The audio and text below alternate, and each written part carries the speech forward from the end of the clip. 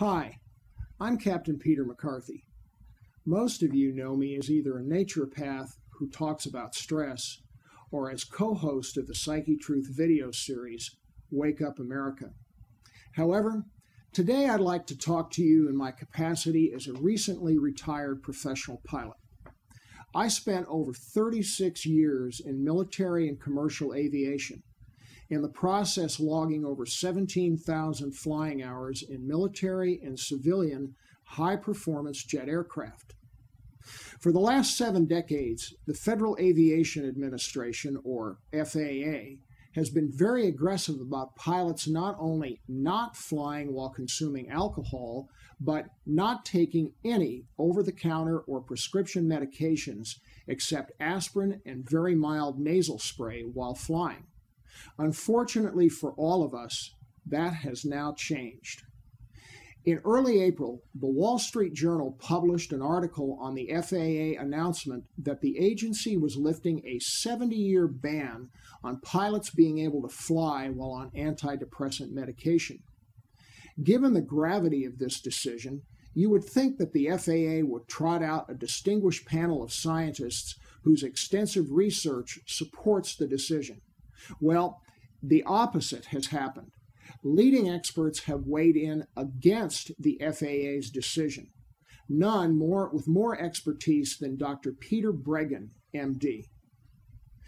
A June 16th article on the Huffington Post, which is written by Dr. Breggin, who's a psychiatrist in private practice, lays the case out. Before the FAA's ban was lifted, Dr. Breggin appeared in court as an expert witness, testifying against a pilot who sued the FAA to allow use of antidepressants while continuing to fly. Dr. Breggin correctly points out that all of the medications allowed by the FAA carry the Food and Drug Administration's most stringent warning labels. These labels warn of side effects when taking these drugs such as aggression, hostility, mania, and other abnormal behaviors. Further, the medication guide that comes with these drugs includes warnings about additional side effects such as suicide and violence. Given these warnings, the title of Dr. Breggin's article says it all. The FAA is risking our lives with this decision. Speaking as a former pilot, I'm appalled that this 70-year rule is being swept aside.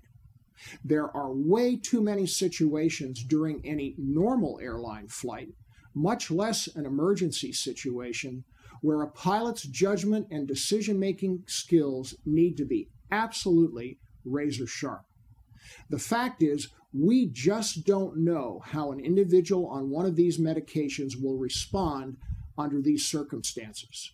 We can't know for sure if a pilot will respond positively to such medications or will experience a detrimental side effect, one which could be fatal to both them and the people flying with them. I don't know about you, but I'm really curious how this decision was arrived at and who was involved. If you're as concerned about this situation as I am, I strongly encourage you to contact your U.S. congressmen and senators and let them know your concerns. To contact your U.S. congressman, go to www.house.gov. Just type in your zip code in the top left of the home page, and you'll be taken right to your congressman's webpage. It's even easier to contact your U.S. senators. Go to www.senate.gov and click in the upper right-hand corner on the name of your state.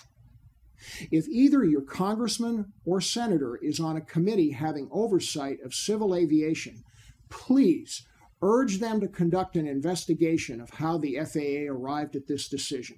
We need to get to the bottom of this insanity and stop it from being implemented. A copy of Dr. Breggin's article, as well as a transcript of this video, is posted on my website, www.airlinecrewwellness.com. I've created this site as a resource for airline crew members to help them deal more effectively with the stress of their professions. If you have a family member or friends who are airline crew members, please send them to my site. They'll find lots of good ways to improve their health without relying on dangerous drugs. Thanks for watching. I'll see you next time.